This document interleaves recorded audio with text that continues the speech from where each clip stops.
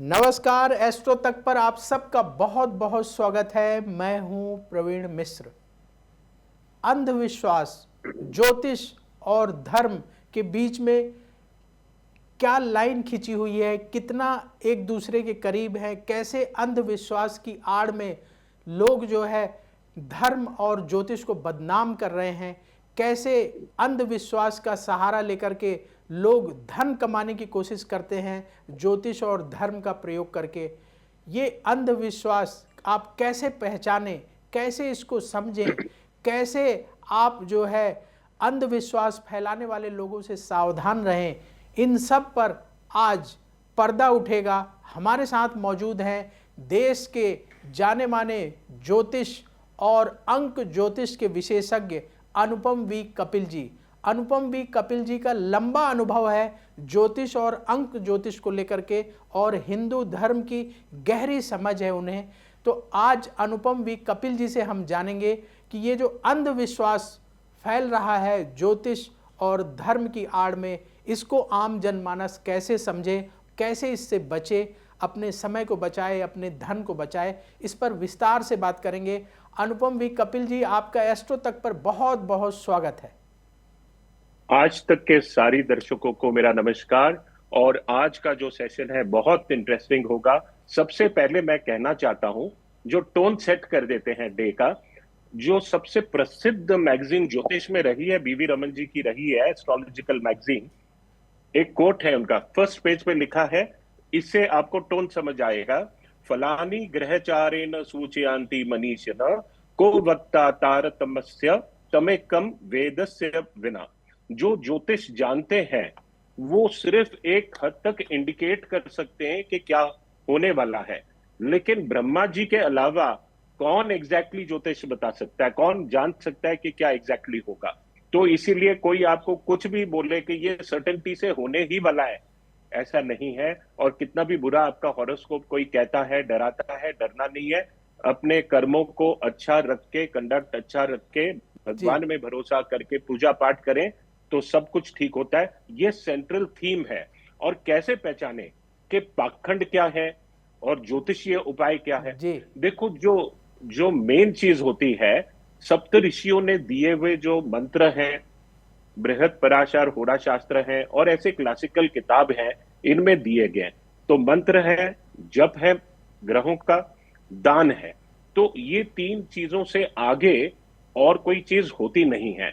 और इसके अलावा कोई भी चीज अगर कुछ बोलता है अपने मन से मन घड़त, उसके अंदर शक्ति नहीं होती। क्योंकि जो ब्रह्मा वाक्य है, जब सप्त ऋषियों को जो ज्ञान दिया था ब्रह्मा जी ने और भृगु ऋषि जी को, तो उनके पास उन्होंने तपस्या की थी। तो उनको जो कॉस्मिक माइंड ने जो बताया और जो उन्होंने मंत्र जो है, जो साउंड वाइब्रेशंस के द्वारा ये हम सब लोगों के लिए, जन कल्याण के लिए दिया है कि जब, क्योंकि मनुष्य तो पाप होता है उसके हाथ से जाने और अनजाने में, तो मन से किया हुआ किसी के लिए हम बुरा सोचते हैं, या मन से अगर जबान से भी कुछ गलती से भी निकलता है और किसको हम हर्ट करते हैं, और एक्शन से, कर्म से हर्ट करते हैं। ये तीन चार प्रकार के जो कर्म हैं, ये हमारे हर मनुष्य से होते रहते हैं जाने अनजाने में। तो इसको दूर करने के लिए हमारे सप्त ऋषियों ने दिया है। अब जब आप कोई भी उपाय, आपको कोई कुछ कहता है, तो आपको विवेक से सोचना चाहिए कि क्या बोल रहा है, और जो भी आपको बोल रहा है ये उपाय, उसके बारे में थोड़ा सा पढ़ें, रिसर्च कीजिए, क्या पब्लिश किया है उन्होंने, क्या लिखा है, क्या एक्सपीरियंस है। ब्लाइंडली हमें बिलीव नहीं करना चाहिए। बहुत सारा अंधविश्वास पिछले 10 सालों से जो है इस देश के अंदर बहुत तेजी से फैला है, और इसका कारण सोशल मीडिया का जो ग्रोथ है, उसके ऊपर रेगुलेटिंग लॉज नहीं होने के कारण ये हुआ है। लेकिन ये 9 का साल है, इसके अंदर भी एक साइकिल फाइनलिटी का आएगा। हम उम्मीद करते हैं अच्छे लॉज इसी ईयर में आएंगे। अनुपम जी, आपसे यही सवाल है, सीधे सीधे सवाल है कि ये अंधविश्वास और जो ज्योतिष के उपाय होते हैं, इनमें क्या अंतर है? आम जनता जो कॉमन मैन है वो कैसे समझे कि ये जो सामने से बताया जा रहा है ये अंधविश्वास है या ज्योतिष का सही सही उपाय है? क्योंकि लोगों के पास इतना समय नहीं होता कि वो ज्योतिष के उपाय पढ़ लें, टेक्स्ट बुक पढ़ लें। तो एक क्या ऐसा जो है, क्या ऐसा पैरामीटर हो सकता है, कैसे वो समझे कि ये अंधविश्वास की बात है या ज्योतिष का ये सही सही अच्छा उपाय है? बहुत अच्छा प्रश्न है। जो भी ज्योतिषी आपको कहता है कि ये उपाय करने से धन आपको तुरंत आएगा, ठीक है, या आप मतलब मर रहे हो और ये बच जाएगा, मतलब जो अनहोनी बातें जो नेचुरल प्रकृति के विरुद्ध है, अगर कोई भी कहता है कि ऐसे हम ये वर्ड चैंट करेंगे तो हमें ये मिल जाएगा, मतलब जो हमारे वैदिक मंत्रों से रिलेटेड नहीं है, जो कोई भी, चाहे वो कुरान का हो चाहे बाइबल का अगर वो वर्स है, तो वो तो प्रमाणित है, आप सर्च करोगे तो मिल जाएगा। लेकिन दूसरी चीजें जो आती हैं, मन घड़त उपाय जो होते हैं, वो करने से कुछ नहीं होता। जैसे मैंने कहा, ऋषियों ने जो मंत्र दिए हैं, वो मंत्रों में ताकत है, उनमें सिद्धि की गई है, वर्ड्स ऑफ पावर हैं।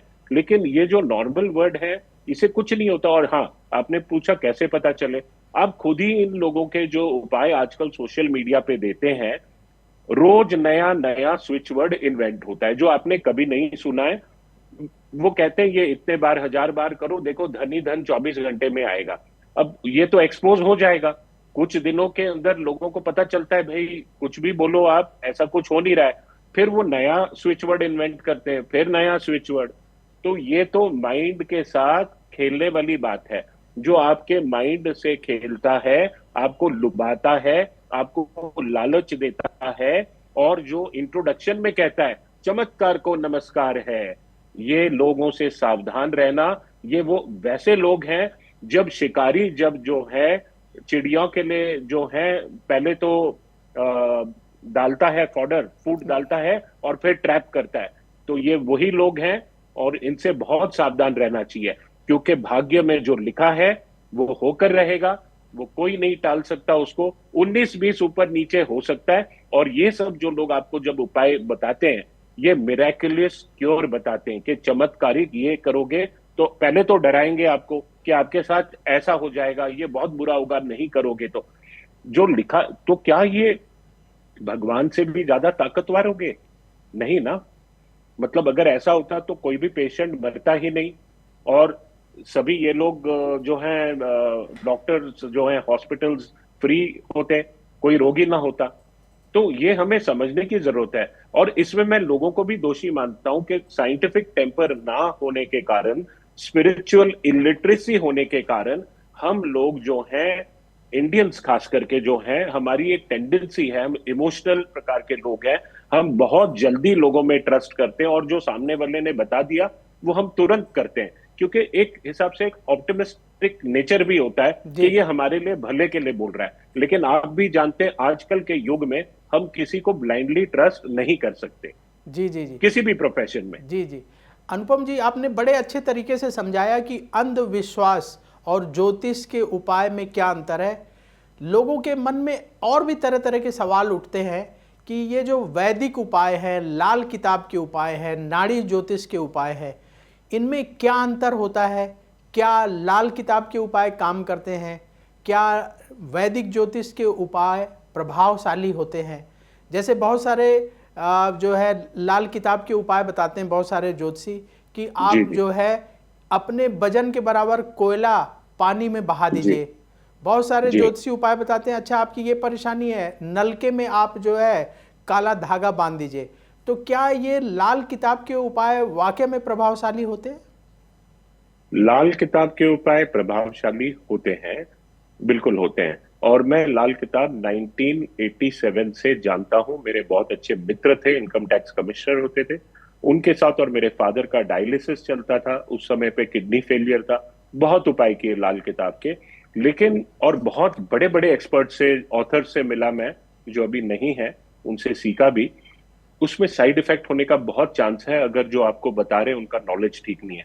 और जिस प्रकार से जो आप उपाय बता रहे हो, कोयला बहाना, कोयला बहाना तो राहु के लिए, ये लास्ट उपाय है, कभी भी हमें फर्स्ट तौर पे नहीं करना चाहिए जब रोगी क्योर ही नहीं हो रहा है और बहुत ज्यादा प्रॉब्लम है, सब उपाय काम नहीं कर रहे हैं। जैसे आप एंटीबायोटिक होता है ना, स्टेरॉइड लास्ट में लेते हैं, तो ये इस तरीके से वजन के बराबर जब कोयला अगर पानी में डालते हैं, ये राहु से रिलेटेड उपाय है। तो एक ये उसका मानना है कि नया शरीर हमें वापस मिलता है। नलके वाला जो उपाय है, मैंने बहुत लाल किताब के सब वर्जन्स पढ़ी है, ये मैंने नहीं पढ़ा, और इसके अंदर कोई रैशनैलिटी नहीं नजर आती है मुझे। लेकिन जल में बहाने वाले उपायों में रैशनैलिटी है, चाहे वो जौ, दूध, नारियल हो, या कोई भी जो नवग्रहों से रिलेटेड पदार्थ हैं, सप्त धान्य से रिलेटेड हैं, उसमें हम करके। लेकिन जिस पद्धति से एडवाइस किया जा रहा है वो गलत है, क्योंकि उसके अंदर अच्छा मुहूर्त, जो कि लाल किताब वाले वैदिक ज्योतिष करते नहीं है। तो हर ग्रहों का एक समय होता है, अलग अलग ग्रह का अलग अलग समय होता है दान करने का, मंत्र भी होता है। और मंत्र करके अगर हम अच्छे वार और तिथि पे करते हैं, जो कि लाल किताबों के बुक के अंदर कुछ इसका वर्णन नहीं है, समय का वर्णन जरूर किया है, लेकिन वार और तिथि के बारे में कोई वर्णन नहीं है। तो अच्छे तिथि में करने से उसका अच्छा असर मिलता है। दूसरी बात, कोई भी उपाय, 3-4 उपाय अगर आपको लाल किताब ने बता दिए, वो एक साथ कभी भी नहीं करने, वो आपको हफ्ते में एक ही करना है। और दूसरी बात, सभी दर्शकों के लिए बहुत ही इंपॉर्टेंट, आप सबके लिए, क्योंकि मैं जानता हूं आज के दौर में कोई बचा नहीं जिसने लाल किताब का कोई ना कोई उपाय नहीं किया है, और बहुत लोगों को नुकसान भी हुआ है इससे। तो अगर ऐसा हुआ है तो आपने क्या करना है, एक बड़ा पीला कद्दू, जो हलवे वाला कद्दू होता है जिससे हलवा बनता है, वो लेकर जाना है शिव मंदिर में सोमवार के दिन। और राहु काल नहीं हो, सुबह का 9 बजे के बाद जा सकते हैं। और शिव जी से प्रार्थना करना कि मेरे से जाने अनजाने में ये गलत उपाय हुआ है, मुझे क्षमा करना, और वो कद्दू जो वहां पे रखाना। तो इससे ये होता है कि जो भी आपने गलत उपाय किए हैं, उसका जो साइड इफेक्ट और जो है वो न्यूट्रलाइज हो जाता है। मतलब इट बिकम्स लाइक आपने जैसे कोई उपाय किया ही नहीं है, और भी कोई गलत उपाय किए होंगे तो वो न्यूट्रलाइज हो जाते हैं। ये आपने कहीं सुना नहीं होगा, ये जो मैं आपको ये कह रहा हूं, तो ये मेरे को वो ऑथर्स ने बताया था। अब आते हैं हम, वर्षफल देखना बहुत जरूरी है। ये लोग कोई भी वर्षफल नहीं, इंस्टाग्राम और सोशल मीडिया पे वर्षफल देखे बिना उपाय लाल किताब का करना extremely dangerous, hit and miss. मतलब वो तो लकीली आपका वर्चुअल ठीक होगा, उसमें कोई प्रॉब्लम नहीं, और वो बहाने वाला या मंदिर में कुछ देने वाला उपाय कर दिया तो ठीक है। और जो जमीन में गाड़ने वाले उपाय हैं वो बहुत डेंजरस होते हैं। जैसे मटके के अंदर खांड भरकर, जो है वो बुध 8 का उपाय होता है। अगर आपने दबा दिया, सेकंड हाउस में उस समय बुध के शत्रु, या अष्टम में बुध के शत्रु नहीं होने चाहिए। तो नहीं तो एक्सीडेंटल योग, मृत्यु योग, थाना, स्मशान, कचहरी, ऐसे योग बन जाते हैं। तो ये तो रहा लाल किताब का जो प्रिकॉशनरी थिंग्स। और वैदिक ज्योतिष के जो उपाय हैं वो जी। स्लो होते हैं। पहले तो वो क्या है, मंत्रों का जाप करते हैं। तो ग्रहों के जो वाइब्रेशन है, ये साउंड वाइब्रेशन से कनेक्टेड है। आपका ईथरिक फील्ड जो है बॉडी का, वो उसको चेंज करने से, क्योंकि जब बुरा समय आता है इंसान का, तो उसकी जो आभा मंडल के अंदर भी जो ग्रह है उसको ग्रह लेता है। तो एक बार उसका बैड इफेक्ट शुरू होता है तो चक्रों के ऊपर भी फर्क पड़ता है, और उससे संबंधित हेल्थ के ऊपर भी फर्क पड़ता है, व्यापक होता है। कभी कभी लिविंग सिग्निफिकेटर जो होते हैं ग्रह के, हमें नहीं हो के हमारे आसपास के लोग, माता पिता, भाई बहन, इनको हो जाता है, या पेट्स के ऊपर वो असर जाता है, फिर धीरे धीरे हमारे ऊपर भी आने लग जाता है, उनको इफेक्ट होता है, तो हम भी तो मानसिक तरीके से परेशान होते हैं। तो इसीलिए वैदिक ज्योतिष में पहले हम ग्रहों की, हर ग्रहों की संख्या दी है कि कितना मंत्र करना है। क्यों संख्या दी है? इसका कनेक्शन जो डिस्टेंस है अर्थ से कनेक्टेड कितना है, और कितनी साउंड फ्रीक्वेंसीज, लाइट वेव और साउंड वेव, इनका संबंध है। और इनका एटॉमिक वेट से भी संबंध है। मेंडेलेव के जो लॉ है ना, उससे भी संबंध रखता है। कभी दूसरे समय पे, क्योंकि आधा घंटा उसी में चले जाएगा नहीं तो उससे जब हम वाइब्रेशन, आरपीएम बोलते हैं ना, आरपीएम एक्टिवेट हो जाता है, कोई मंत्र सिद्ध हो जाता है, तो वो मंत्रों का असर होता है। फिर हमें उनको शांत करने के लिए अग्निदेव के द्वारा हम नमस्कार करके, वो उससे रिलेटेड जो सामग्री जो कही गई है, जैसे शनि के लिए शमी की लकड़ी, और तिल से हवन बोला है, और घृत से बोला है, राहु के लिए भी, और केतु के लिए दुर्वा, और उसे कहा है।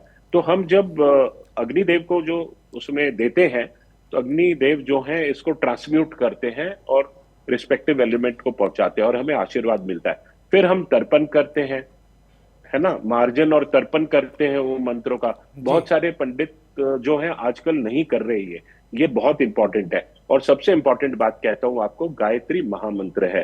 तो गायत्री मंत्र जो है कोई नहीं कर रहा ग्रह शांति के बाद।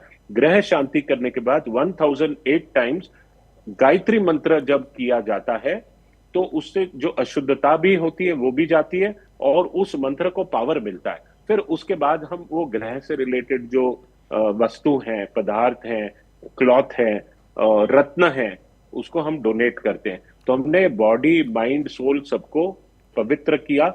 और हमारा जैसे नॉनवेज नहीं करना चाहिए, जैसे वैदिक मंत्र किसी को भी प्रिस्क्राइब नहीं करने चाहिए, लेकिन लोग कर रहे हैं।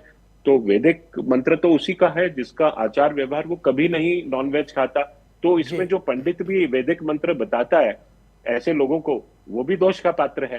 ठीक है ना? तो जी जी this is the difference between this and Lal Kitab. अब दूसरे हैं ट्रेडिशनल टाइप के भी उपाय जो लोकाचार के हिसाब से कस्टम से चले आ रहे हैं। जी वो जैसे साबर मंत्र होते हैं या कुछ ऐसे ही होते हैं। ये छोटे मोटे जो देवता होते हैं, कस्टम्स होते हैं, और शुद्र देवता भी कहलाते हैं। ये जो देवता नहीं होते, नीचे के ट्यूटलर डाइटीज कहलाते हैं। वो उनको सेटिस्फाई करके, जैसे बलि हो गया, कोई बलि करता है, जैसे कुछ धर्मों में बलि भी करते हैं। तो उसके ऊपर सेंसिटिव टॉपिक है, मैं ज्यादा इस जी पे लाइट नहीं थ्रो करना चाहूंगा, लेकिन ये डिफरेंस है। वैदिक उपाय सबसे सुपीरियर, काम धीरे से करते हैं, लॉन्ग लास्टिंग होते हैं, क्योंकि इसमें दान का कंसेप्ट होता है। लाल किताब में दान का कंसेप्ट नहीं है, उसमें तंत्र का एलिमेंट है। तंत्र में क्या, आप जब ओम ऐम ह्रीम क्लीम चामुंडाय विच्छे, और विच्छे मतलब दे फोर्स से बुला रहे हो, नमः ओम ऐम ह्रीम क्लीम चामुंडाय नमः, नमः इज प्रोस्टेटिंग। तो आप फोर्स करते हो डाइटी को लाल किताब के इसके इससे कि ये होना चाहिए। आपको कोई देवी देवता को ना हाथ जोड़ते ना कुछ करते हैं, तो वो थोड़ा सा असुरिक एलिमेंट जरूर होता है उसमें। सर, एक चीज़ जो लाल किताब के उपाय में बताया जाता है, जैसे आपने कहा कि लाल किताब के उपाय में मैंने देखा, वो कहते हैं कि अगर दान की बात जब करते हैं, कहते हैं अगर आपने कोई, आपका ग्रह कुंडली में अच्छा है, अगर उससे संबंधित चीज़ें दान कर दी तो आपने उस जी जी ग्रह जी। का दान कर दिया। ये कहाँ तक सच है? जैसे मान लीजिए कि कोई सोमवार के दिन दूध का दान करता है या चावल का या आटे का दान करता है, सफ़ेद चीज़ों का, तो अगर क्या जी उसकी कुंडली में चंद्रमा या शुक्र अच्छे होंगे तो क्या उन ग्रहों का दान हो जाएगा? बहुत सारे लाल किताब वाले ऐसा बोलते हैं। हाँ, ये कॉन्सेप्ट है कि जो आपका ग्रह उच्च का हो, अच्छी स्थिति में हो, उस ग्रह का दान नहीं करना चाहिए। जैसे अगर किसी का वृषभ राशि का चंद्रमा है, जी तो उसको दूध का दान नहीं करना चाहिए। लेकिन कब कर सकता है? जब उसके वर्षफल में जो नीच का आ जाए या बुरे घरों के अंदर आए, तब तो उसको दान करना पड़ेगा। जैसे बृहस्पति जिसका सप्तम में बैठा है, उसको मंदिर में जाने से नुकसान होता है। देखो, सुनने में बड़ा अटपटा लगता है, लेकिन इसमें भी कुछ है। जब वो उधर जाके मंदिर में दक्षिणा देता है, पैसा देता है, उसका नुकसान होता है। तो उसको ऐसे केस में, वो धार्मिक है तो अपने पत्नी को बाहर ही दे दे, बोले मेरे बिहाफ पे डाल दे वो खुद। और उसको घर में भी, मंदिर में मूर्ति पूजा नहीं करनी चाहिए, चित्र लगा के भले पूजा करे। तो ये कंसेप्ट है। और भी पूछिए, मैं बताऊंगा जितने भी आप लाल किताब से रिलेटेड पूछना चाह रहे हो। लेकिन स्टैट्यूटरी वार्निंग हमें देना चाहिए। कोई भी ज्योतिषी स्टैट्यूटरी वार्निंग नहीं देता, वो जनरल उपाय लाल किताब पे बोल रहे हैं। इस पे तो हम जी 365 उपाय करके एक बुक लिख दें और फटाफट। आजकल तो टीआरपी का जमाना है जी, तो जी जी जी। चमत्कार को नमस्कार तो वाला ये जमाना है, यही लेकिन सर, गलत मेरा है। मेरा सवाल यही था कि जैसे आपने बताया कि बृहस्पति अगर सातवें घर में बैठा हुआ है तो उनको मंदिर नहीं जाना चाहिए, जी या जी जी। जो है अपनी पत्नी को कह दें कि वो दान कर दे। तो क्या आपको लगता है कि ये उचित है कि मंदिर नहीं नहीं जाना चाहिए? या एक एक कॉमन मैन, एज ए ले मैन, क्या जो है ये लाल किताब का ये वाला उपाय प्रभावी लगता है हम्म। आपको? नहीं, मैं समझता हूं कि जो भक्ति है उसी में शक्ति होती है। जी अगर किंतु परंतु हो जाए भक्ति के अंदर, कुछ कुछ लाल किताब के जो ऐसे भी उपाय हैं, जैसे शुक्र में पंचम हो, घर में दिया नहीं जलाना। अगर आप, और ये स्टैंडर्ड बोलेंगे कि अगर आप दिया जलाओगे तो आपका जो है नाश होगा, क्योंकि वो शुक्र है। और दिया की बत्ती जो है वो गंदे हाथ लग जाते हैं, तो वो रोज रोज बत्ती चेंज नहीं होती। तो उससे जो शुक्र है, औलाद है, उसका सुख कम होता है या आयु कम हो जाती है।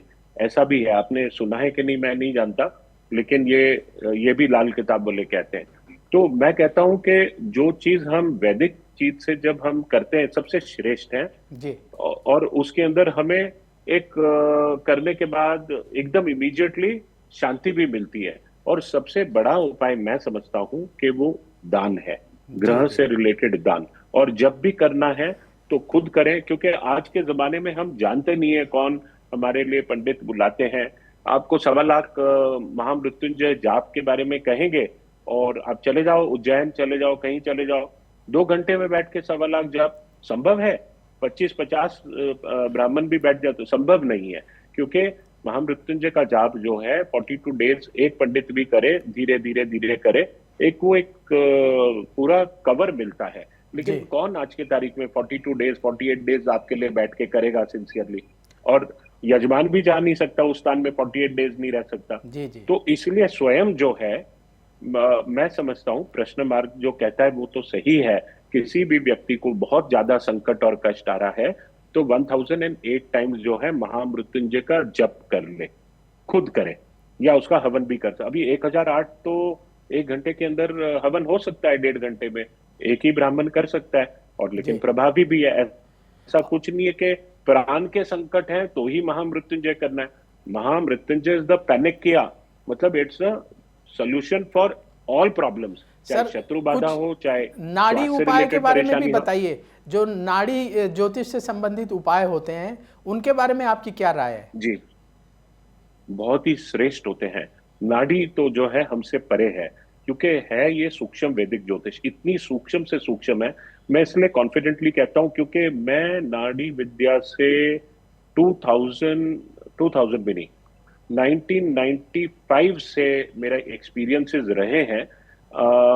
तब बहुत कम नाड़ी ज्योतिष हुआ करता था, लेकिन आज पूरे कंट्री में फैला हुआ है। बहुत सारे अनफॉर्चुनेटली हर प्रोफेशन में होते हैं, तो जो नाड़ी ज्योतिष परिहार के नाम से बहुत ज्यादा महंगे चीजें बताते हैं और वो परिहार होता नहीं है, इससे ज्योतिष का नाम खराब होता है। लेकिन जहां ये ओरिजिनेटिंग सेंटर है, जहां पूरी दुनिया का, मैं उन स्थानों में बहुत जाता रहा। वैतीश्वरन नाम की जगह जो है, उधर लाइब्रेरी है, पूरी दुनिया की जितनी भी तमाम नाड़ियां हैं उधर है, सबका हॉरोस्कोप उधर मिलेगा। उधर मतलब ध्रुव नाड़ी है, अगस्त नाड़ी है, सुब्रमण्य नाड़ी है, सप्तऋषि नाड़ी है, चंद्रकला नाड़ी है, सुकर नाड़ी है। सुकर नाड़ी जो है ज्योतिष से कनेक्टेड है, बहुत ही अच्छी है। उसके अंदर ज्योतिष का हवाला देते हुए, मतलब जो 160 डिविजन्स के हिसाब से वो फल देता है, और वो फल इतना वो उपाय अलग ही है। आपने कभी वैदिक ज्योतिष में इन उपाय को सुना भी नहीं होगा, बड़े ही डिफरेंट टाइप के। मैं कहता हूं क्योंकि ये दिव्य उपाय हैं, और जी आपका उनका जो, अगर बहुत बुरा समय आपका चल रहा है, जैसे वैदिक ज्योतिष में आपको कोई कह देगा ये तो खत्म है सब कुछ, सप्त ऋषि नाड़ी या जो भी नाड़ी है, वो उनका जो प्रेडिक्शन का स्टाइल है बहुत अच्छा है। वो कभी भी आपको डराएंगे नहीं, और जितनी बात छुपानी है वो छुपाएंगे, और फिर वो आशीर्वाद भी देंगे और बोलेंगे ये करना है। जब तक आपकी किस्मत नहीं हो वो उपाय करने की, तो आप वो नाड़ी भी आपकी मिलेगी नहीं। तो पहली बात तो श्रद्धा से जाना चाहिए, प्रे करके जाना चाहिए, और जब मिल जाता है तो जो उपाय लिखा है वो हमें कोशिश करना चाहिए। लेकिन सबसे इंपॉर्टेंट चीज है अच्छा ऑनेस्ट नाड़ी रीडर ढूंढना, ये जी जल्दी से मिलते नहीं है। तो मेरे मित्र हैं, उन्होंने नाड़ी ज्योतिष पे एक अच्छी बहुत किताब लिखी हुई है, विंग कमांडर ओक। उन्होंने जितने भी अच्छे नाड़ी ज्योतिष हैं इंडिया में, उन्होंने उसके ऊपर कई साल पहले, क्योंकि उनके वाइफ की मृत्यु हुई एक्सीडेंट में, बहुत परेशान थे, तो बहुत जगह घूमे, पूरे होशियारपुर भी गए, साउथ भी गए, सब जगह। तो उनके वाइफ का एक्सीडेंट हुआ कैसे, कैसे मरी, वो कोई नहीं बता पा रहा था। तो फिर उनकी जब नाड़ी निकली, उसमें सप्त ऋषियों का डिस्कशन था, ये ऐसा हुआ। दूसरे ऋषि, अच्छा ऋषि भी आपस में डिस्कस करते हैं, लाइव भी होता है। जैसे जीव नाड़ी है वो लाइव होती है, और उड़ीसा में तो एक ऐसे ताम्र पट्टी पे नाड़ी है, वो चौक लेके इधर लगाएंगे, आपसे कोई प्रश्न नहीं पूछेंगे, बकायदा कॉपर प्लेट पे सब कुछ लिखा होता है, सब कुछ बता देते हैं। तो ऐसे ऐसे टाइप के, अभी मेरे एक लंदन से क्लाइंट थे, हाल ही में 3-4 दिन पहले मुझे बता रहे थे, श्री श्री रविशंकर के भी नाड़ी बताई थी किसी ने, और चेन्नई के अंदर और उधर जो है, वो सब बड़े बड़े जितने लोग पहुंचे हुए लोग हैं ना, उनको ये अच्छी नाड़ी के एडवाइस से ही चलते हैं, जी और बहुत बुरा से बुरा समय भी निकल जाता है, ये सत्य बात है। जी जी तो नाड़ी तो श्रेष्ठ है ही, लेकिन आपको एकदम अच्छा नाड़ी रीडर मिलना चाहिए। ये जी सूक्ष्म वैदिक ज्योतिष है। सर, एक सवाल दर्शकों के मन में भी उठ रहा होगा कि मान लीजिए किसी ने कोई गलत उपाय कर लिया, कोई रॉन्ग उपाय कर लिया, तो क्या उससे नुकसान होता है या कोई नुकसान नहीं होता? 100% अगर फायदा होता है तो नुकसान भी होता है, क्योंकि every cause has a reaction. अगर आप मेरे से थोड़ा सा अपना आवाज, आप तो सेम व्यक्ति हो लेकिन थोड़े कठोर स्वभाव से, मतलब आवाज से मेरे से बात करते हो, मेरे से प्रभाव पड़ता है ना।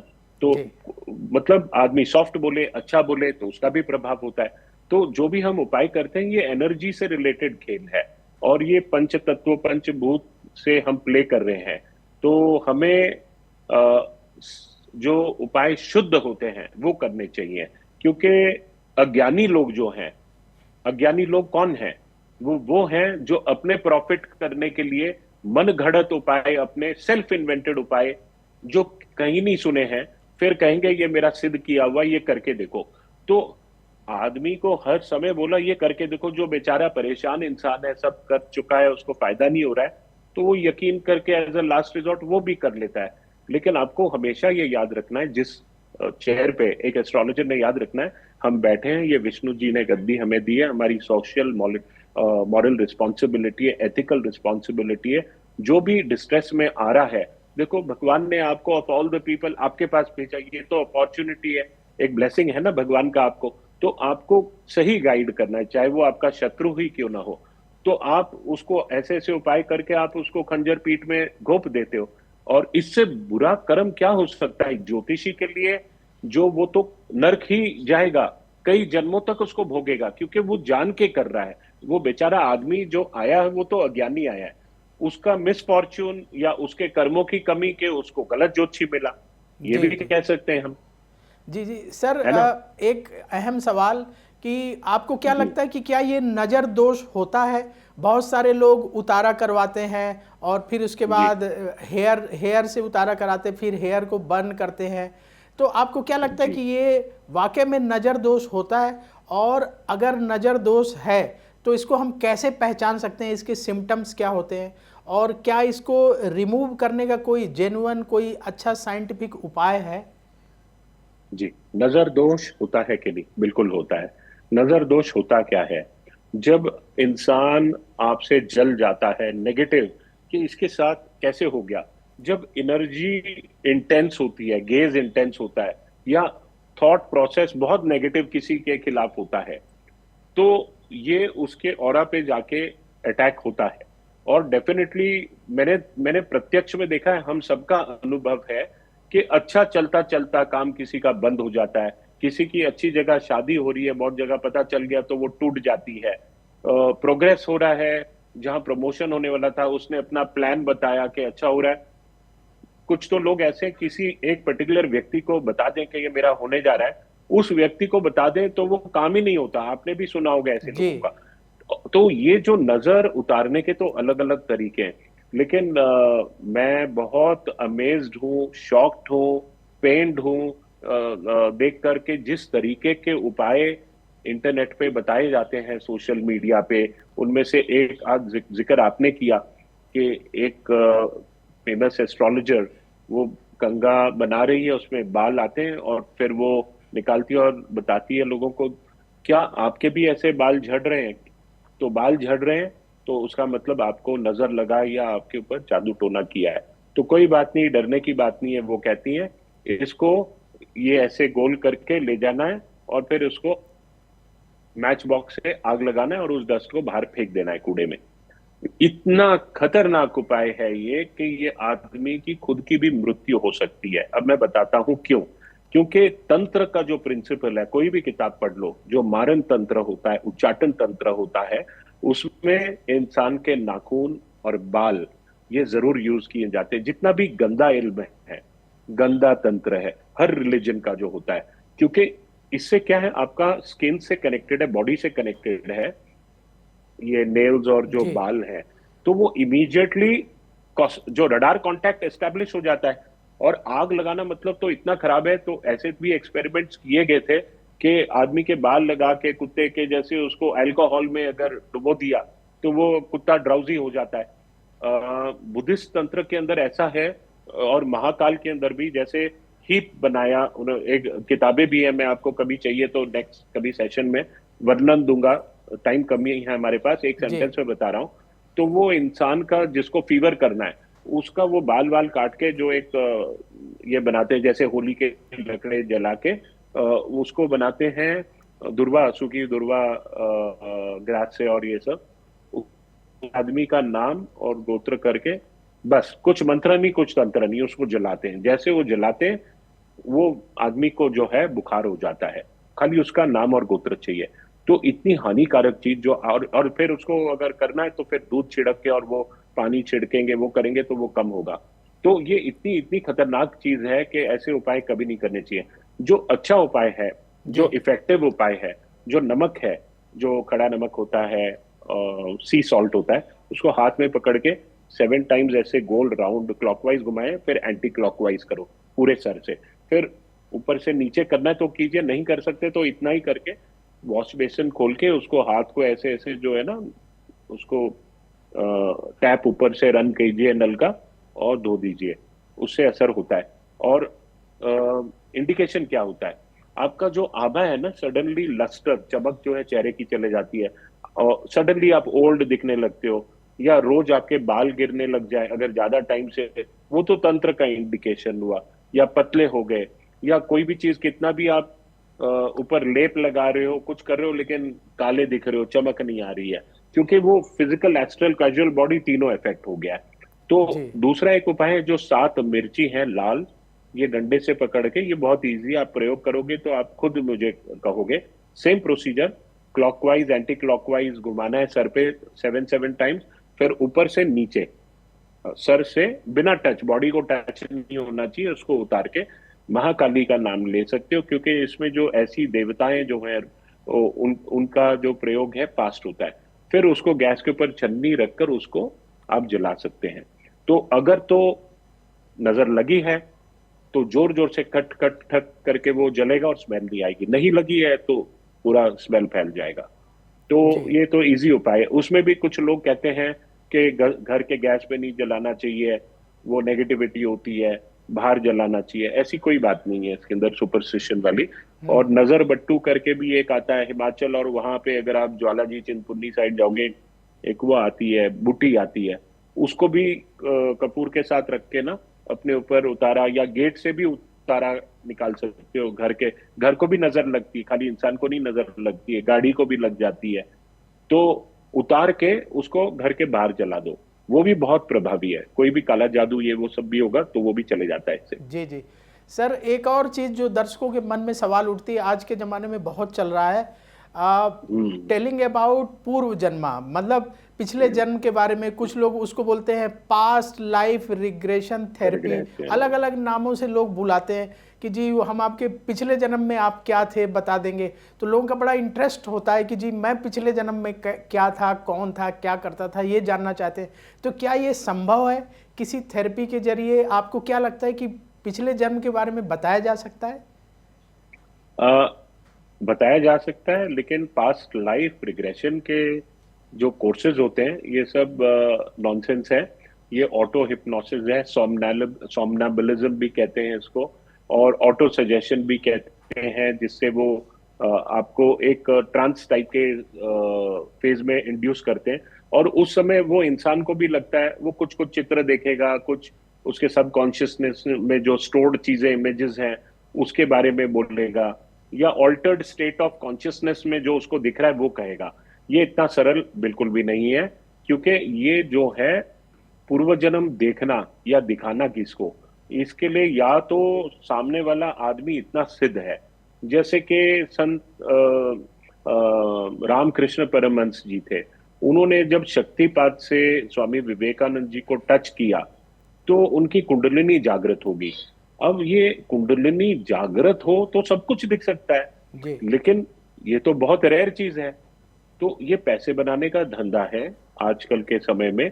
और पूर्व जन्म दिखना एक जैसे आप नेचुरली प्रेयर्स कर रहे हो, सर्टेन साधनास कर रहे हो एडवांस्ड, या आप स्पिरिचुअली पिछले जन्म में ऑलरेडी एडवांस्ड हो और आपकी डेथ होगी सडनली, और इस जन्म में जब आप पैदा होते हो, सपोज आपकी यहाँ तक ऑलरेडी आज्ञा चक्र तक कुंडलिनी जाग चुकी थी और अचानक मृत्यु हो जाती है, तो जब अगले जन्म में आप पैदा होते हो तो आपकी जो कुंडलिनी है ऑटोमेटिकली यहाँ होगी, आपको अपने आप चीजें नजर आएंगे, दिखेंगे, वो सब गिफ्ट है। तो क्योंकि बॉडी तो मर जाता है लेकिन आत्मा तो नहीं मरती है। और जहां तक पाप और पुण्य का सवाल है, ये आत्मा के लेवल पे इफेक्ट नहीं होता है, इसे तो शरीर को भोगना पड़ता है ना। जी तो इसीलिए जो सिद्ध पुरुष है वो तो आपको लेके जा सकता है और देख भी सकता है। और आप भी ऑल्टर्ड स्टेट ऑफ कॉन्शियसनेस में, अगर आपकी साधना ठीक ठाक चल रही है, जैसे सिद्ध मंदिर भी होते हैं जहां कोई नहीं हो, जी क्राउडेड मंदिर नहीं चाहिए, वहां आप जाते आ रहे हो, अचानक मतलब एक स्टेट आता है जैसे वो चक्र एक्टिवेट हो जाते हैं मोमेंटरीली, और आपको बहुत क्लियरली, जैसे आपका स्वप्न होता है। जी जी पूर्व जन्म क्या है? स्वप्न जैसे ही तो है।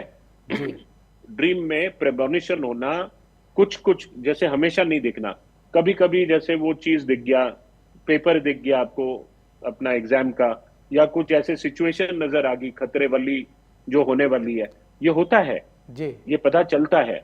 तो ये तो माइंड के तो फ्रंटियर्स तो फैंटास्टिक है। तो इस पे कार्ल यंग ने काफी अच्छा जो है किताब और जो जी लिटरेचर इसके ऊपर लिखा है, अच्छे साइकोलॉजिस्ट ने भी लिखा है। लेकिन बहुत एडवांस्ड कोई हिप्नोटिस्ट है उच्च क्वालिटी का, जी शायद कर पाए तो कर पाए, लेकिन मुझे डाउट है कि वो पूर्व जन्म की चीजें हैं। जी जी जी लेकिन उसके पूर्व जन्म से रिलेटेड फियर्स, फोबियाज, वो तो आइडेंटिफाई हो जाएंगे, क्योंकि वो प्रोमिनेंट चीज है। जी जी जी और ज्योतिष के माध्यम से अगर आप कहें, आपका क्वेश्चन ज्योतिष है, जी 100% पूर्व जन्म में क्या थे बता सकते हैं, अगले जन्म में क्या होंगे ये भी बता सकते हैं। क्योंकि जो दृष्टांत से देखकर, आप पक्षी दृष्टांत से आए हैं, या आप किस वेदर आप जन्म, इस जन्म के बाद इसी कंट्री में पैदा होंगे, इसी फैमिली में पैदा होंगे, या कितने समय तक, जब आपकी जो पुण्य कुंडली बनती है, जब आपकी मृत्यु होती है, तो उस समय पे क्या आपका स्टार्स का पोजीशन था, किस देशान में था, उससे अवश्य पता चल जाता है आप किस लोक में गए हो, और जी कितना पीरियड जो है आप वहां रहोगे, रेस्ट करोगे, ये सब पता चल सकता है। ये इसके लिए बहुत अच्छी जानकारी चाहिए ज्योतिष जी की। जी जी सर, क्योंकि आप न्यूमरोलॉजी के बहुत बड़े एक्सपर्ट हैं, पूरी दुनिया में आपका नाम है, तो आजकल न्यूमरोलॉजी में भी एक चीज़ चली हुई है, लोग कहते हैं जी आप ऐसा करो, हरे पेन से, नीले पेन से, काले पेन से, लाल पेन से 24 नंबर लिख लो, 24 नंबर लिख लो, या 18 नंबर लिख लो, 37 नंबर लिख लो, कोई भी नंबर बताते हैं कि ये नंबर लिख लो, इस कलर से, ग्रीन से लिख लो, आप ब्लैक से लिख लो, रेड से लिख लो। तो क्या बॉडी में हमने कोई नंबर लिख लिया तो क्या उसका कुछ असर होता है? आपको क्या लगता है कि इस तरह से नंबर लिखना ठीक है, इससे लक बढ़ता है, फायदा होता है? देखो, ये तो प्रश्न ही ऐसा है जिसके अंदर आंसर प्रश्न में ही है। क्योंकि सब कुछ अगर चलता है थियरी ऑफ कर्मा से, कर्म का ही कर्म श्रेष्ठ होते हैं, उसके बिना हम कैसे एक्सपेक्ट कर सकते हैं? ये तो जादू से भी नहीं, जादू भी झूठा ही होता है। जी स्ले ऑफ द हैंड होता है, यानी कि हाथ की जो सफाई होती है जिसे कहते हैं हिंदी में। तो मेरे तो पीसी सरकार जो दुनिया के सबसे श्रेष्ठ मैजिशियन होते थे अपने समय के, जी मेरे बहुत अच्छे मित्र रहे, मेरे घर आए, बहुत इस टॉपिक पे डिस्कशन हुआ, ये सब जादू और इस पे। तो मैं बोलता था करते कैसे हो आप ये सब? तो बोलते थे कि जो परसेप्शन ऑफ द आई है वो 1/6 ऑफ अ सेकंड होता है। तो मैंने ये एक्ट जो है उससे पहले कर दिया, जिससे पहले आप देख सको।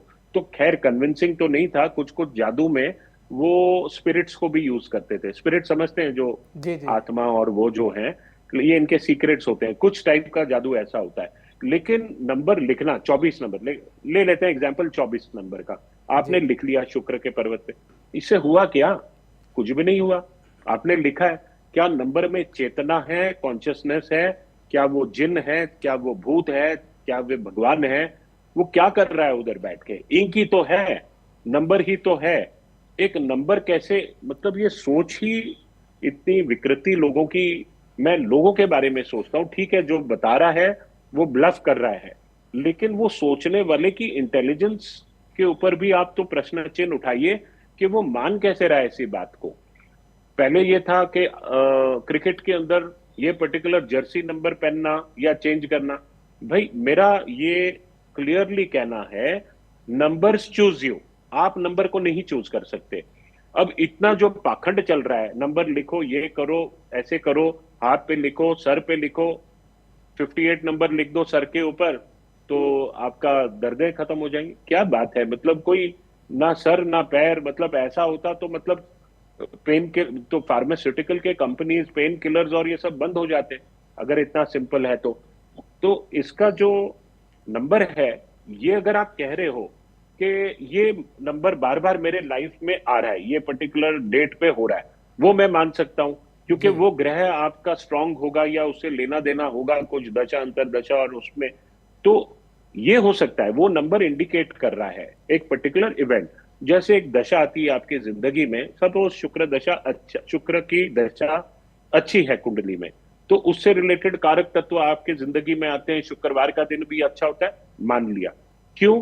क्योंकि शुक्र से रिलेटेड जो कर्म है पिछले जन्मों के, आपको अब समय आ जी। गया है इसकी दशा में फल मिलने का। करेक्ट। हम्म। सिमिलरली शनिवार खराब होता है तो शनि खराब है तो ये सब चीजें शनि से रिलेटेड 8 नंबर और वो सब खराब होंगे। वाइस वर्सा लॉजिक हो सकता है, ये लॉजिकल है।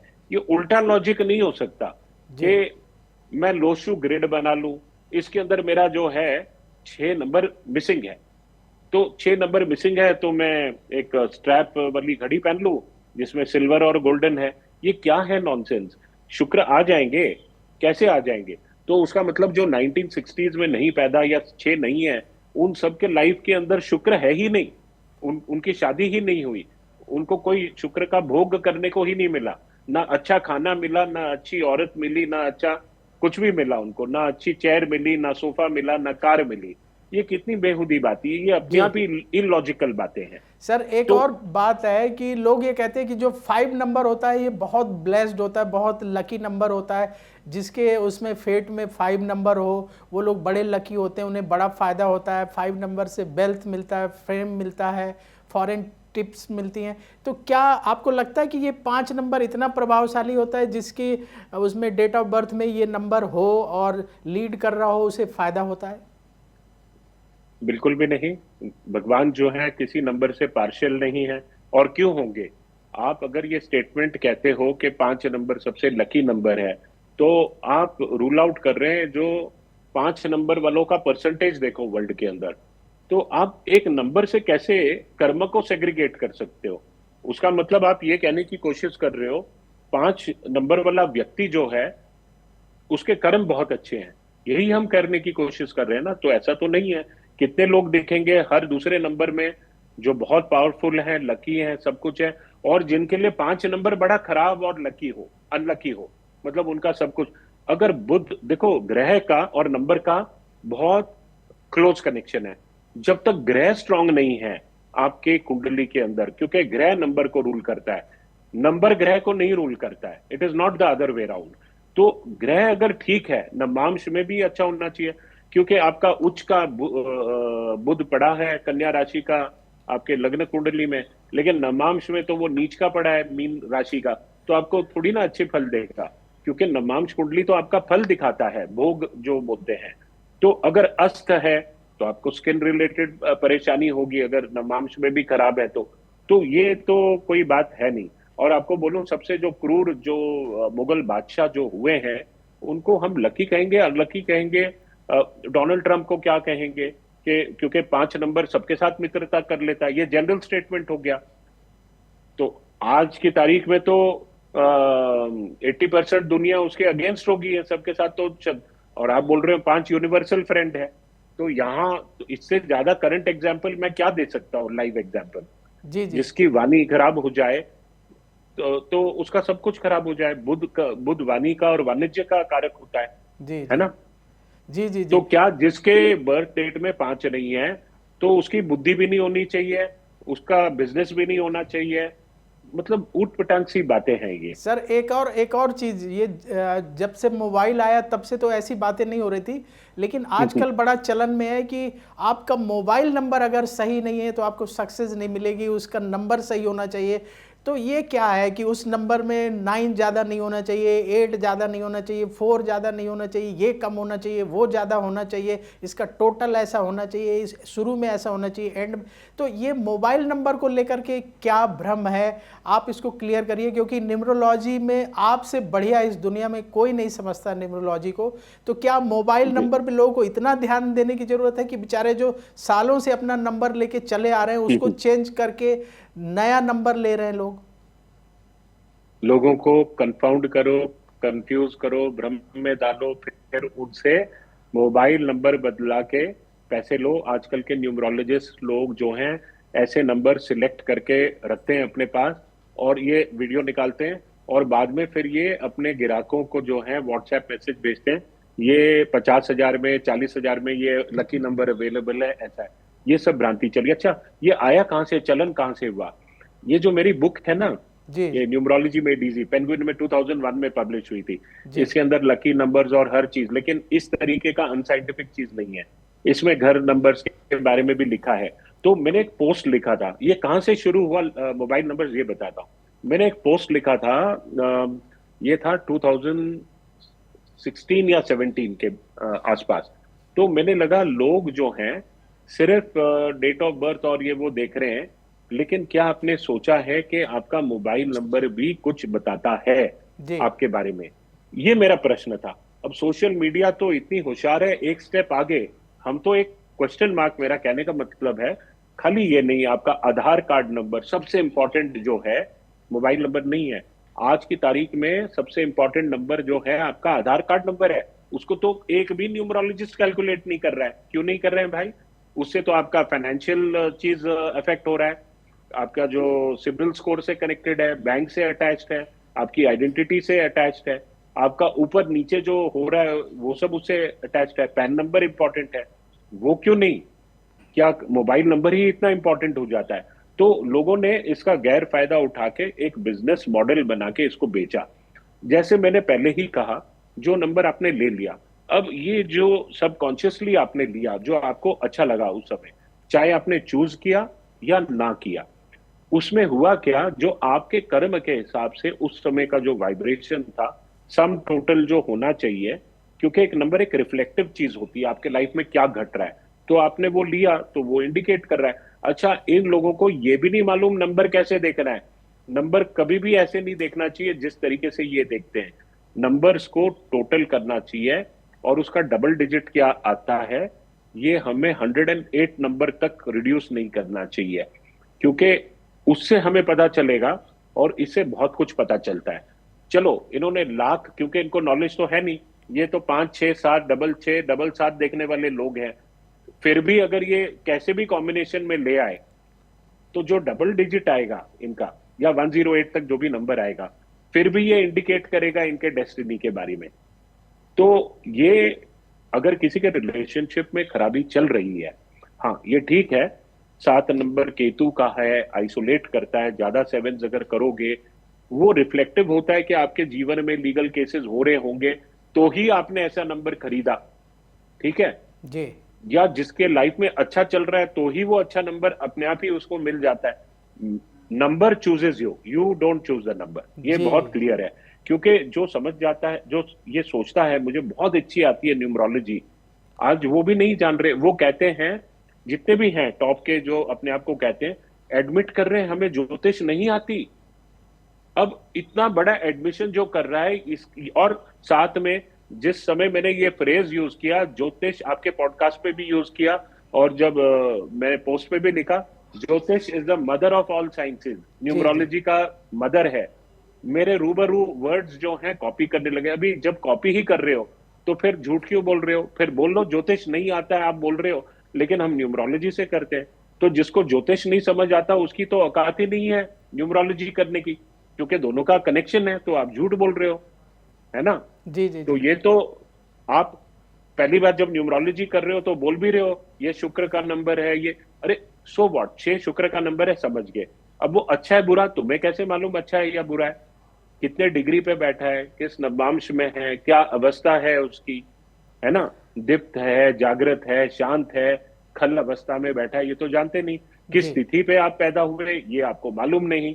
क्या उसका जो है बिग बल है कि नहीं है, रात को पैदा हुए, रात का जन्म है, दिन का है कि शाम का जन्म है, उसके हिसाब से ग्रहों का बल पता चलता है। किस वार को पता है, वार से जो है जिस वार पे पैदा हुए हैं तो उसका भी तो असर होता है, जी आपके जी जी तिथि बिल्कुल। का भी तो असर होता है आपके जो ग्रह के ऊपर। जी। तो ये एक। नहीं देखेंगे तो आप कैसे बोलेंगे ये नंबर अच्छा है कि बुरा है? जी आप मेरी बात, आप ज्योतिषी हैं मिश्रा जी अच्छे, तो आप मेरी बात अप्रिशिएट कर सकते हैं, लेकिन ये चीज एक कॉमन जो पर्सन है उसको अंडरस्टैंड करना और करवाना बहुत मुश्किल है। सर, ये तो इसका मतलब क्लियर है कि हमें मोबाइल नंबर के पीछे नहीं भागना चाहिए कि ये नंबर हमें लकी जी होगा, ये नंबर मोबाइल नंबर बदल लें आपके हिसाब से। नहीं, देखो जब आप कंसल्टेशन कर रहे हो, किससे कर रहे हो? जो न्यूमरोलॉजी जानता है, ज्योतिष जानता है, और अष्टक वर्ग को भी देखना जानता है, वो अगर आपका सब देख के, देखो टेस्ट करना पड़ता है। आपने डेट दे दिया, हम मैं जब किसी को देता हूं, मैं 1 घंटा लगाता हूं, हाफ एन आवर, किसी को ये नंबर अच्छा है, ये दिन अच्छा है या बुरा बताने में, क्योंकि उसमें सब 108 तरीके से देखते हैं, उस ग्रह के सब अवस्थाएं देखना उसका, और फिर सब क्लाइंट को कहना कि आप जितने अच्छी बुरी इवेंट्स आपके लाइफ में हुए हैं, घर नंबर, शादी नंबर, अच्छा बुरा, एक्सीडेंट हुआ है, हॉस्पिटल अगर गए हो, फादर मदर की डेथ हुई है, अनप्लेजेंट इवेंट हुआ है, अफेयर टूटा है, सब डेट्स लिखो सामने और वो शेयर करो। उसके डेटा से जो हम निकालेंगे, उसी के डेटा से बताएंगे उसको ये ग्रह कैसे काम कर रहे हैं। जी। ठीक है, ये शॉर्टकट है, हाँ। और ये हर एक आदमी को डायरी रखनी चाहिए, तो आपको एक पैटर्न नजर आएगा। क्योंकि अगर मैंने बोल दिया आपके लिए एक अच्छा है, अब सूर्य तो जो 12 राशि में घूमता रहता है, खाली 3 6 11 में अच्छा है, तो हर टाइम एक नंबर तो अच्छा नहीं रहेगा। बुध जो है 5 नंबर को जो रिप्रेजेंट करता है, 4 5 बार जो है अस्त हो जाएगा, वक्री हो जाएगा, कभी नीच हो जाएगा, तो 5 नंबर जिसका है भी जन्म तारीख, उसका पूरा साल तो अच्छा नहीं रहेगा, है ना? हर जी ग्रह जी की स्थिति उस तरीके से देखनी है। और शनि तो 8 नंबर, वो तो खाली 3 6 11 में ही अच्छा है, तो हर बार तो 8 नंबर अच्छा नहीं होगा, शनिवार अच्छा नहीं होगा। जी जी जी तो ये चीजें हमें एक ब्रॉड गाइडलाइन रहकर, अगर एक मैप हो ना। आज कंफ्यूजन क्या है, जितने न्यूमरोलॉजिस्ट और ये सब मशरूम जैसे पैदा हो गए कोविड के अंदर, इनके पास कोई काम धाम नहीं था, किसी ने 5 लाख दे रहे हैं कोर्स का, और 5 लाख देख के क्या सीख रहे हैं आप? अंधविश्वास कैसे फैलाना, लोगों को कैसे मूर्ख बनाना, ये तो बहुत गलत बात है। सर, क्योंकि एक एक और जितनी जी। जितनी हमारी रेमेडीज है, हाँ हाँ। 2 से 4 पेज के अंदर मिश्रा जी, ये सब सीमित हो जाती है। ग्रहों के मंत्र हैं, उनका दान है, और क्या करना चाहिए, और ग्रहों के देवता हैं, और बाकी विशेष पूजाएं होती हैं, जी जी। शांति होती है ना? तो एक इतने और। सारे उपाय जब हजारों आ जाते हैं, लोग कंफ्यूज होते हैं। आपको मालूम है, आदि शंकराचार्य जब आए थे, भारत में ऐसी ही स्थिति चल रही थी कि हमारा ही जो ब्राह्मण समाज ने इतना, और जादू टोना तंत्र ये वो कितना कुछ चल रहा था, तो हमारी शुद्ध विद्या जो है मलिन होगी। ये जो लकी डे का कॉन्सेप्ट आपको बताना चाहता हूं मिश्रा जी, जी। ये इंडिया में था ही नहीं। क्या महाभारत के अंदर आपने कोई भी देखा कि कोई कार में या कोई भी रथ में जा रहा है, उसके ऊपर नंबर लगा के लकी नंबर के हिसाब से, या कोई ऐसे डिस्कशन देखा है कि जो वॉरियर्स हैं, अगर इतना ये वैदिक वैदिक न्यूमरोलॉजी कह रहे हैं, ऐसी तो कोई बात ही नहीं थी। मुहूर्त अगर होती देखते तो थे उसका तब। जिक्र होता। मुहूर्त के हिसाब से काम करते थे लोग, हर चीज का मुहूर्त बिल्कुल, निकलवाते थे। बिल्कुल। जी जी। तो सर, एक और सवाल है कि आजकल जैसे बहुत सारे लोग एडवाइस करते हैं कि आप जो है ब्रेसलेट पहन लीजिए, आप ये वॉच पहन लीजिए। तो क्या ये ब्रेसलेट वॉच इनका प्रयोग करके जो है लक को बढ़ाया जा सकता है? क्या आपको लगता है कि किसी खास ब्रेसलेट को पहनने से या घड़ी को पहनने से लक बढ़ जाता है, बदल जाता है? देखो, ये ऐसा प्रश्न है, जैसे आप मुझे पूछे कि ये मैंने कोट पहना है आपके पॉडकास्ट पे, जी इससे कुछ फर्क पड़ेगा टीआरपी? इसका आंसर हाँ भी हो सकता है, क्योंकि मैं एक छोटा सा कोई नॉर्मल कपड़ा पहन के भी आके बात कर सकता हूँ। एक पुलिस वाला जो है, वो जब किसी को आके डंडा दिखा रहा है, लेकिन सिविल सिविल क्लोथ में जब आता है, तो जो सिविलियन उसके ऊपर भारी हो जाएगा, उसको मानेगा नहीं। वही आदमी जब ड्रेस पहन के आता है, तो उससे डर जाता है। तो घड़ी भी, महंगी घड़ी पहनते हो, अच्छी है दिखने में, अच्छा कोट, अप मॉन्ट ब्लैंक का पेन लगा लो, कोई भी अच्छा महंगा पेन लगाओ, तो सामने वाला जो ये मायावी दुनिया है, उसके अंदर प्रभाव ऐसे पड़ता है। हाँ, देखता है कि प्रॉस्पेरस इंसान है, बिग शॉट है, तो आपके मटेरियल इसके, बिकॉज हिपोक्रेसी है सोसाइटी में, वो आपसे डील करने के लिए ये करेगा। लेकिन अपने आप में स्टैंड अलोन में क्या भाग्य में फर्क पड़ेगा? बिल्कुल नहीं पड़ेगा। कैसे पड़ सकता है? नहीं पड़ सकता। क्योंकि उसमें ऐसी क्या चीज है, जान है? क्या वो आपका कर्म बदलने वाली घड़ी है? नहीं। लेकिन हाँ, अगर आप मुझे पूछें कि कलर्स के इसके ऊपर प्रभाव पड़ता है, हाँ, आपके लिए काला कलर अच्छा नहीं है, काला कलर की घड़ी पहन के आओगे तो जो ग्रह बुरा है उसके कारक तत्व बढ़ाओगे, काले कपड़े पहन लोगे जो आपके लिए अच्छा नहीं है, तो आपका ऑरा के ऊपर दुष्प्रभाव होगा, आपका साइकोलॉजिकल स्टेट ऑफ माइंड जो है वो वीक रहेगा, आप डिप्रेशन में रहोगे, आपका परफॉर्मेंस खराब होगा।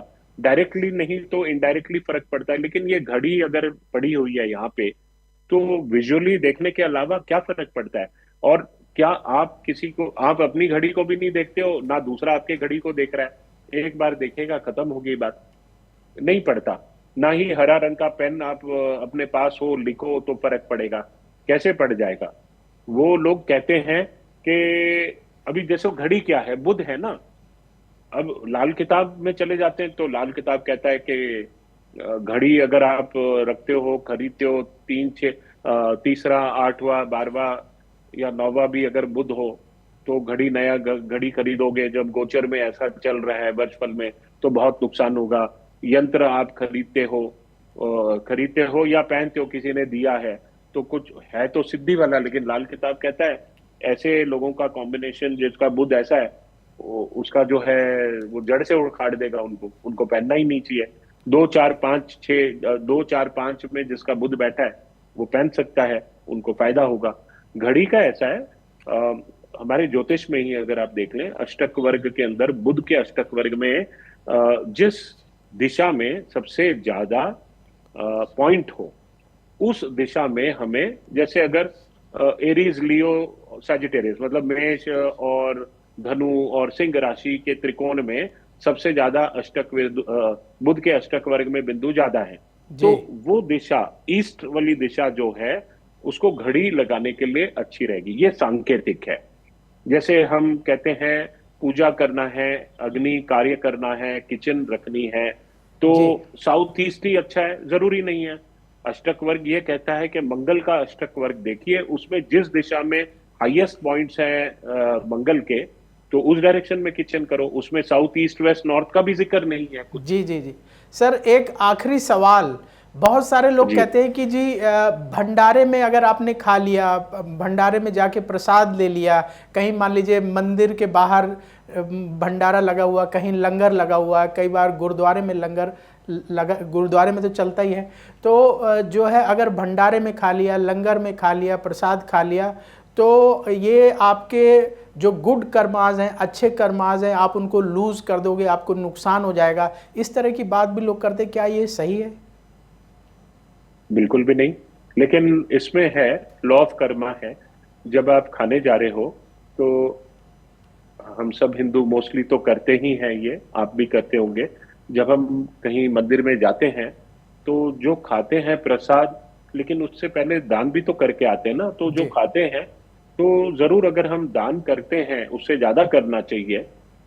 अब जितना हम कर सकते हैं ज्यादा करें। फ्री में अगर आपका कॉन्सेप्ट है कि मैं कुछ देना नहीं है, रोज मैंने जाके जो है ना, मेरा पैसा बचाने के लिए मैं लंच टाइम में जाके भंडारा खा के आऊं, तो और जो भी लोग इस कंसेप्ट में बिलीव करते हैं कि मेरा दोस्त आज मेरे को पार्टी देगा, कल दूसरे दोस्त से मैं शराब पीऊंगा, किसी से नॉनवेज खाऊंगा, ऐसे कभी मेरे को कहीं जाना है शहर में घूमने, तो वो उस साइड जा रहा है, उसकी कार में जाके मैं फ्री राइड ले लिया, फ्री लंच डिनर ड्रिंक ले लिया। ये जो फ्री वाला कॉन्सेप्ट है, जैसे लोग भी रेवड़ी चाहते हैं आज की दुनिया में, उसी को काम करते हैं, तो अल्टीमेटली कौन सफर करता है? लोग ही तो सफर करते हैं। तो ये लॉ ऑफ कर्मा जो है, ये हमें ऋणी बना देता है। हमें ऐसी कोई काम नहीं करनी चाहिए जिससे हम ऋणी बन जाए। भगवान की हम भक्ति करते हैं, जाते हैं, पूजा पाठ करते हैं, और गुरु के द्वार में, मंदिर के अंदर कोई प्रसाद अशुद्ध कैसे हो सकता है? जो भावना है हमारी वो पवित्र, अगर मैं पवित्र आत्मा हूं, वहां कोई भी आपको दे रहा है, तो मैं भगवान का ही वो करके नाम लेकर वो उसको स्वीकार करता हूं, है ना। तो बुराई वाली बात तो नहीं है, लेकिन फ्री नहीं खाना चाहिए। कुछ दक्षिणा हमें जरूर ज्यादा लेकर आनी चाहिए। जी जी जी। तो बड़ी अच्छी बात अनुपम जी कपिल जी ने बताई कि फ्री में ना खाएं, जितनी आपकी सामर्थ्य है, जितना आपका बजट अलाउ करता है, पहले दान करिए, फिर प्रसाद ग्रहण करिए, तो कोई दिक्कत नहीं है। और बहुत सारी भ्रांतियों के ऊपर से अनुपम जी ने पर्दा उठाया, और न्यूमरोलॉजी के बारे में हम और बात कर सकते थे, लेकिन किसी और दिन बात करेंगे, किसी और पॉडकास्ट में जब अनुपम जी से मिलेंगे तो न्यूमरोलॉजी के बारे में डिटेल में बात करेंगे और जो भ्रांतियां हैं उनको दूर करने की कोशिश करेंगे। आज के इस कार्यक्रम को यहीं समाप्त करते हैं, क्योंकि बहुत लंबा हो गया पॉडकास्ट, तो जो है जिससे कि आप इसको अच्छे तरीके से देख सके, समझ सके। अगली बार जब मिलेंगे तो पूरा एक पॉडकास्ट करेंगे न्यूमरोलॉजी के ऊपर, और न्यूमरोलॉजी से जुड़ी हुई जितनी भी भ्रांतियां हैं, भारत में ही नहीं दुनिया भर में जो फैली हुई हैं, उनको दूर करने की कोशिश करेंगे, उनको और गहराई से अनुपम जी कपिल जी से समझेंगे। अनुपम जी, आपने इतना महत्वपूर्ण समय निकाला एस्ट्रो तक के लिए, इसके लिए आपका बहुत बहुत धन्यवाद। जी, मैं आज तक और आप सभी को बहुत ग्रेटफुल है, आपने आज ऐसा मौका दिया। देखो, इतने सालों के बाद एक पुण्य दिन पर 6 ग्रह नमाम से बैठे हमें ऐसा मौका मिला ये बात कहने के लिए दर्शकों को। तो अब वक्त हो गया है आपसे विदा लेने का। आप देखते रहिए एस्ट्रो तक, फिर बहुत जल्दी मुलाकात होगी। मुझे दीजिए अनुमति, नमस्कार। अगर आप मुझसे जुड़ करके अपनी समस्याओं का समाधान चाहते हैं और चाहते हैं कि आपकी समस्याओं को ज्योतिष के माध्यम से सुलझाया जाए, तो आप हमसे संपर्क कर सकते हैं, जुड़ सकते हैं एस्ट्रो तक पर।